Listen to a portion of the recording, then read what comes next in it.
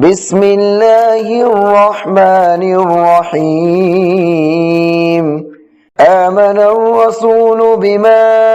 أنزل إليه من ربه والمؤمنون كل آمن بالله وملائكته وكتبه ورسله لا نفرق بين أحد من رسله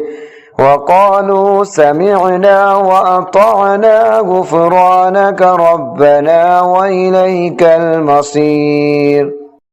لا يكلف الله نفسا إلا وسعها لها ما كسبت وعليها ما اكتسبت ربنا لا تؤاخذنا إن نسينا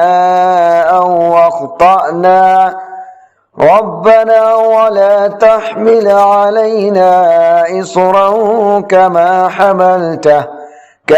حملته على الذين من قبلنا